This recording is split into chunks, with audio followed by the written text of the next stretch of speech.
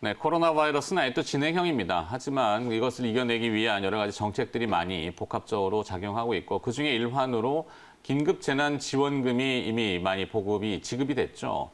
거기에 의외로 내수 시장에서 이 의류라든지 식자재라든지 뭐 하여튼 이 식품 쪽 이 이슈들이 좀 많이 회복이 빠르다라는 얘기가 있어서 의류업종 얘기 한번 깊게 들어가 볼 생각입니다. 제자리를 찾을 준비가 됐는지 라는 주제입니다.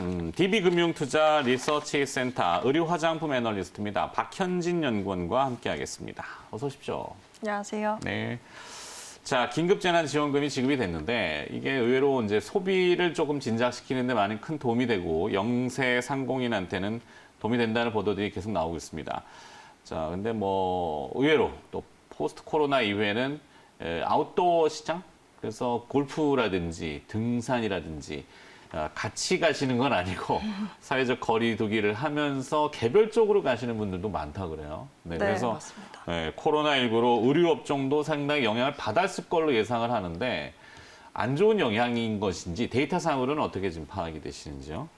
일단은 1분기 실적 시즌이 이제 지났으니까 1분기 실적에 대해서 한번 쭉 훑고 넘어가겠습니다. 그럴까요? 일단은 국내 패션 기업들은 백화점과 가두점을 위주로 한 유통망을 구성을 하고 있습니다. 그래서 백화점이나 가두점, 소매 경기에 영향을 크게 받는다라고 보시면 되고요. 네. 백화점 매출은 뭐 신세계나 여러 가지 이제 주요 3대 백화점 매출을 보셨겠지만 전년 동기 대비 약 한 15%에서 20% 정도 감소했고 가두점 매출은 못해도 40% 이상은 감소했을 거라고 보고 있습니다. 보통의 패션 기업 실적은 유통 채널 매출 추이에 거의 흡사한 방향성을 보였다라고 정리를 하고 있고요. 네. 다만 온라인 채널이나 아니면은 해외 그리고 본업 외에 모멘텀이 있는 기업들, 뭐 예를 들면 화장품이나 아니면은 기타 이제 뭐 의류나 뭐 기타 소비 제품이 아닌 다른 쪽에서 모멘텀이 있는 기업들의 경우 전년 동기 대비해서 플러스 성장을 보이는 기업도 드물게는 있었다라고 보고 있습니다. 근데 다행히도 월별로는 지금 우리나라 이제 한국의 경우에는 2월 중순부터가 상당히 좀 피크였던 시기였고요. 네. 3월 중순 이후 마지막 주부터는 그래도 좀 어느 정도는 회복이 예상되는 구간에 있다라고 보고 있고요. 실제로도 백화점이나 기타 오프라인 채널의 트래픽이 개선되는 추세에 있기 때문에 2분기 실적에는 어느 정도는 좀 플러스 회복세를 기대해봐도 좋을 것 같습니다. 네. 그러니까 상식적으로는 이 오프라인 매장, 특히 이제 백화점과 가두 매장의 그 의류에 대해서는 안 좋을 거라는 거는 예상이 됐고 그것이 실제 안 좋았고 하지만 그거를 대체하는 특수 분야의 의류, 이게 의류도 뭐 여러 가지 종류가 있겠습니다만 그런 쪽은 좀 특이하게 회복되는 거 그리고 2분기에는 좀 빠르게 올라오는 거 이런 식으로 정리가 좀 되는군요. 네, 맞습니다. 근데 전체적으로 모든 회사가 다 올라온다라고 하기는 좀 애매하고요. 네. 뭐 약간 브랜드 경쟁력이 있다거나 혹은 어떤 킬러 아이템으로서 2월, 3월 뭐 우리나라에서 상당히 코로나 영향이 좀 심각했을 때에도 이 아이템의 판매가 상당히 주요해서 성장이 있었던 기업이 실질적으로는 더 빠르게 회복이 된다라고 보고 있습니다. 네. 자, 이 브랜드사들은 사실 춘계 시즌이 어떻게 될까요? 그게 피크 시즌인가요? 성수기? 여름이 다가오면 많이 입지는 않을 거고 동절기에는 특한 방한복, 춘추 이렇게 나들이용으로 뭐 좀 네. 그래서 봄 시즌에 대응이 이번엔 좀 어려웠다? 브랜드 제품들? 맞습니다. 사실 브랜드사들은 이제 비수기라고 하면 아무래도 이제 여름. 여름이 이제 비수기라고 들 수 있을 것 같고요. 네. 이제 성수기라고 하면은 가을, 겨울이라고 볼 수 있습니다. 그래서 사실은 2월 달 정도까지 해서 늦으면 한 2월 정도까지 해서 성수기 시즌은 끝났다라고 보고 있고요. 다행히 브랜드사들 같은 경우에는 이제 봄 시즌 상품에 대한 어떤 판매가 상당히 저조했었고 다만 의류회사들 대부분이 봄 시즌에 엄청 적극적으로 집중하는 편은 아니기 때문에 대체적으로는 또 뭐 재고 관리를 상당히 보수적으로 해왔던 측면도 있어서 이 부분에 있어서는 선방을 했다라고 보는 게 맞을 것 같습니다. 근데 이 브랜드사들이 특수복 뭐 얘기는 포인트는 결국엔 방호복과 마스크 이것도 몸에 걸쳐야 되는 거니까 네, 특수복이라고 해야 될까? 이거는 OEM 같은 경우가 그런 것을 조금 보완해주는 이게 무슨 뜻인지 저도 잘 몰라가지고 네. 화면에 지금 나오고 있는데. 네, 제가 정리를 해드리겠습니다. 네, 어떤 의미로 일단은 얘기하시는지. 의류에서는 이제 브랜드사 그리고 크게 이제 OEM사로 좀 나눠서 볼 수가 있는데요. 자체 브랜드가 있느냐 아니면 그냥 오더만 받느냐 이런 거죠. 예, 맞습니다. 근데 이제 브랜드사들 같은 경우에는 리테일이 완전히 힘들어졌기 때문에 그 부분에 대한 영향을 받은 거고요. OEM사 같은 경우에는 이제 내용이 좀 다를 수 있는데 한견에 이제 기대를 하신 게 방호복 이나 이제 마스크를 생산을 늘리면서 여기서 조금 호재로 작용하지 않을까라는 기대감이 좀 있었고요. 네. 다만 호재가 예상되었던 부분들 대비해서는 실제 1분기 실적에 긍정적인 모멘텀이 두드러졌던 OEM사는 별로 없었습니다. 4월부터 방호복 생산이 들어간 경우가 대부분이었고 따라서 2분기 실적에는 일부 반영될 수 있을 것이라고 추정을 하고 있습니다. 다만 그 방호복이나 위생용품 생산이 전체 수주 물량 감소를 대체할 수준은 아닐 것으로 추정을 하고 있습니다. 네. 자, 그럼 이제 개별 기업들별로 좀 들여다볼까요? 영원무역부터 한번 보도록 하죠. 영원무역의 대표 브랜드가 뭐가 있는지 저도 잘 몰라서. 영업무역은 이제 노스페이스. OEM사고요. 노스페이스를 국내에서 생산하는 기업으로도 유명하지만 유럽이나 미국 등지에서 아웃도어 브랜드들을 이제 OEM에서 생산하는 특히 공급하는 기업으로 유명합니다. 네, 지금 그래서 화면에 나오는 이제 스카스는 뭡니까? SCOTT? 스카시라고 하는 회사는 이제 자회사고요. 영업무역이 한 3년 전에 인수를 했던 자회사인데 이제 유럽 자전거 브랜드라고 생각하시면 됩니다. 자전거 그 옷입니까? 아니면 자전거를 만드는 브랜드예요? 자전거 브랜드입니다. 자전거 브랜드. 물론 우리나라의 뭐 이제 삼천리 자전거나 이런 것처럼. 네네 생산은 물론 외주를 주는 게 대부분이고요. 스카시라고 하는 자전거인데 상당히 유명하고요. 자전거 한 프리미엄 대에 제품이구나. 이제 한 300만 원에서 1,000만 원에 비싸네요. 호가하는 고가 제품이라고 보시면 됩니다. 재난 기금으로는 자전거 수요가 굉장히 많았다고 보도는 나오는데 저 제품은 해당이 안 되는 것 같은데. 아무래도요. 네. 여러 명이 모여서 사야 되나? 네, 맞습니다. 돌려가면서 날짜별로 이렇게 해갖고. 이게 딴 얘기고 하여튼. 영업무역이 이 스캇 브랜드가 성장세를 보였다는데 결국에는 뭐 매출에 상당히 좀 어떤 회복에 도움이 됐던 모양이죠. 네, 맞습니다. 영업무역은 OEM으로는 뭐 달러 기준으로 전년 동기 대비해서 한 5에서 6% 정도 감소했습니다. 아까 브랜드사들 대비해서는 선방을 한 거예요. 네. 자회사 스캇이 이제 전년 동기 대비해서 20% 이상 성장을 했는데 사실은 스캇은 9월 결산 법인입니다. 그래서 1분기에 작년 10월부터 11월, 12월 실적을 연결 반영하기 때문에 사실은 코로나19 영향을 미반영했다라 보시면 되고요. OEM은 여타 의류 OEM사와의 유사한 수준의 매출 감소를 보였습니다. 예를 들면은 같은 날 그 한세실업이 또 실적 발표를 했는데 네. 한세실업과 비슷하게 OEM 쪽에서는 한 자리 중후반의 매출 감소를 보였고 다만 자회사에서의 성장이 당락을 갈랐다라고 보고 있습니다. 그리고 워낙 OEM 같은 경우에는 영업무역이 이제 고단가 제품, 그러니까 이제 만들기 어려운 손이 많이 가는 제품들을 주로 만들기 때문에 원가율이 상당히 높은 편이고요. 그 부분에 있어서 다른 여타 의류 OEM사들보다는 실적이 상당히 선방했고 그에 따라서 주가도 다르게 반영을 했다라고 보고 있습니다. 최근에 주가 며칠 동안 좀 강한 편인데 이게 뭐 자전거 테마로 묶여서 올라오는지는 잘 모르겠습니다만 결국에는 이 영업무역의 앞으로의 실적 전망하고 주가 전망 이런 것도 혹시 섞여 있는 평가가 있습니까? 네, 물론이죠. OEM사들 대부분 1분기보다는 2분기 실적에 대한 불확실성이 좀 높은 편입니다. 미국과 유럽 등에서 감염병 확산이 본격화된 시기가 아마도 3월 중순부터였고 현재도 진행형이라고 봐야 되겠죠. 그래서 4월, 5월 오더 계획의 변동성이 컸을 것으로 예상을 하고요. 컨센서스는 이에 맞춰서 하향 조정 추세입니다.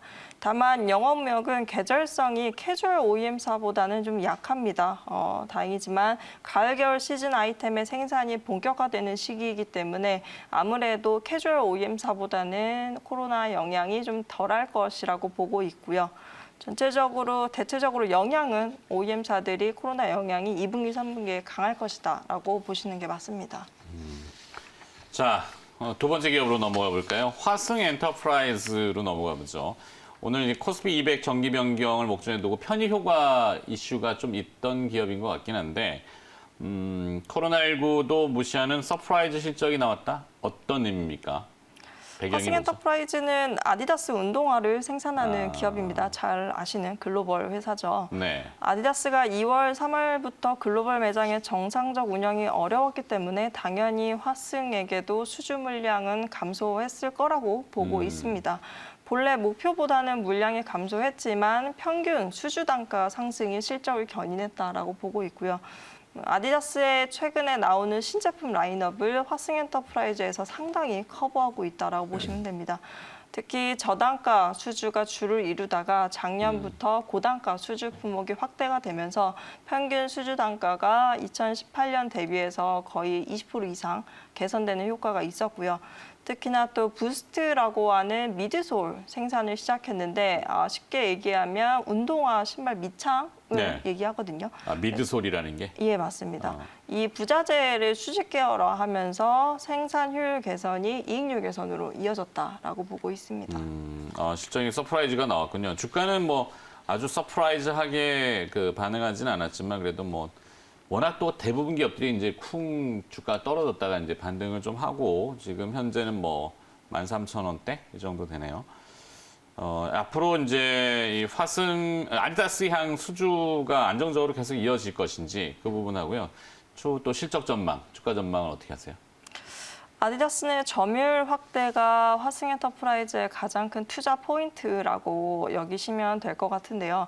2019년 기준으로 아디다스 내 생산 점유율이 18% 정도 된다고 추정을 하고 있습니다. 2위 정도가 되는 건데요. 1위가 20% 초중반이 됩니다. 중국 업체인데 아무래도 이제 중국에서의 인건비 부담이 계속적으로 늘어나고 있고 또한 미중 무역 전쟁 등의 이유로 탈중국화가 뚜렷하게 진행이 되고 있습니다. 이에 따른 화승 엔터프라이즈가 수혜를 가져가고 있다라고 보는 게 맞을 것 같고요. 동사의 베트남과 인도네시아 생산법인에서의 수혜가 꾸준히 증가하고 있습니다. 그리고 앞으로도 그러한 어떤 효과가 계속적으로 이어질 거라 보고 있고요. 다만 전 세계 코로나19 확산세가 꺾이지 않고 지금과 같은 상황이 지속돼서 오히려 하반기에 더 심해진다면 중장기 오더계에겐 영향이 있을 수밖에 없다라고 보고 있습니다.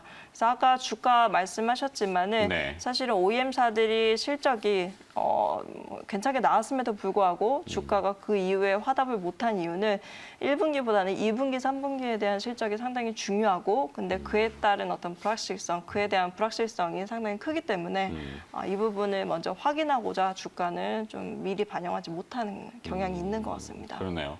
뭐 의료라고 하는 섹터의 조금 단점이랄까, 뭐 성장 밸류라는 게 이게 조금 애매모호한 그런 의미인가? 예.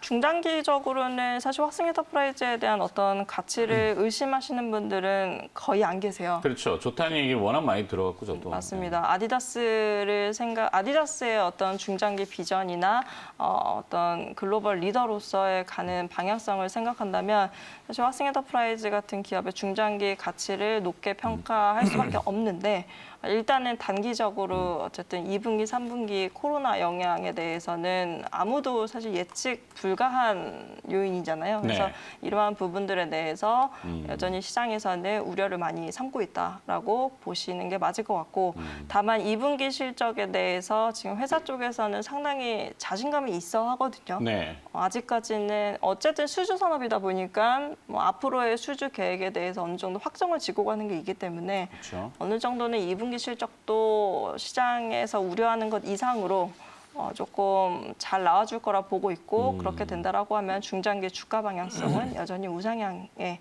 있을 거라고 보고 있습니다. 네. 화승 엔터프라이즈 봤고요. 자, FNF도 볼까요? FNF 주가도 아직은 조용합니다. 뭔가 꼭 눌려 있는 것인지. 성장세가 눈에 띈다라고 또 지적을 해주셨는데 실적 우상향 트렌드 유지할 수 있을까? 이런 질문이 있습니다. FNF는 일단은 주가가 먼저 올라왔고요. 아, 그래요? 최근에 좀 주가가 쉬고 있는 편인데 기특하게도 FNF는 코로나 영향이 거의 없었다라고 봐도 무방해요. 그래요? 얘는 이제 FNF가 가지고 있는 가장 유명한 디스커버리 에디션이라고 하는 브랜드는 2월, 3월 달에도 플러스 성장을 보였었고요. 매출이. 그리고 약간 아웃도어 브랜드 형식인가요? 예, 맞습니다. 아웃도어 조닝에 있긴 하지만 캐주얼, 약간 라이프 스타일의 캐주얼 아웃도어의 컨셉이 강하고요. 또 유명한 MLB라고 하는 브랜드가 있는데 라이센스 브랜드죠. 네. MLB가 면세 비중이 상당히 있기 때문에 실적에 부담이 있을 거라고 예상을 했는데 생각보다 더 잘했습니다. 그리고 중국 법인에서의 성장이 상당히 견조했고요. 특히나 뭐 618이라고 해서 중국에서 이제 상반기 최대 쇼핑 이벤트라고 하죠. 이 618이 대기 중인데 네. 이 부분과 관련하여 중국발 온라인 채널 매출 성장이 상당히 강할 거라고 기대를 하고 있고요. 또 이외에 국내 패션 브랜드 기업 중에서는 어쨌든 가장 성장성이 돋보이는 다수의 브랜드를 가지고 있는데 특히나 또 중국 사업에서 기저효과가 상당히 있을 거라고 보고 있기 때문에 1분기에도 잘했지만 2분기, 3분기에도 상당히 실적이 시장 기대치에 보답을 하는 그 이상의 어떤 실적을 달성을 할 것이라고 컨센서스가 좀 보고 있는 것 같습니다. 6.18 이벤트는 뭐죠? 6월 18일이 무슨 특별한 날인가요? 이제 중국에서의 가장 큰 쇼핑 이벤트는 광군제라고 그렇죠. 하죠. 12월 달에 있는 광군제라고 하는데 그에 앞서서 이제 분기마다 이제 쇼핑 이벤트가 있고요. 대규모 이걸- 할인 행사? 예, 이렇게 뭐 되나요? 그런 느낌으로 보시면 됩니다. 그래서 6월 18일이 상반기의 가장 큰 행사이고 사실은 6월 18일 날 가장 매출이 좋은 브랜드 혹은 제품이 광군제까지도 이어지는 경향이기 때문에 618에 잘하는 게 중요하죠. 브랜드사 무슨 입장에서는. 이벤트일까? 6월 18일이 어떤 날인지 무슨 뭐 우리처럼 부부의 날 아니면 무슨 뭐 초콜릿 주고받기 뭐 이런 거 아니면 뭐 자장면 데이 뭐 이런 삼겹살 이런 의미인가요? 6월 18일이? 뭐, 중국의 네. 문화권의 팔자를 좋아하는 건 알겠는데 그러면 8월 18일 이렇게 하지 왜 6월 18일일까? 제가 근원에 대해서는 조금 더 공부를 해봐야 되겠는데요. 알겠습니다. 네. 정해지지 않은 거라서 여쭤봤어요. 6.18 하여튼 중요한 날짜군요. 네. 자, FNF까지 들어봤습니다. 세계 기업이고 영원무역, 화승엔터프라이즈, 그다음에 FNF 다 뭔가 내공을 지금 가지고 있는 그래서 2분기 실적을 좀 더 기다리고 있는 그런 기업들 하지만 나쁘지 않을 것 같다 이렇게 정리하면 될까요? 네, 맞습니다. 네, 알겠습니다. 의류 제자리를 찾을 준비가 됐나라는 주제였고요. DB금융투자 리서치센터 의류 화장품 애널리스트인 박현진 연구원이 오늘 수고를 하셨네요. 고맙습니다. 네, 감사합니다.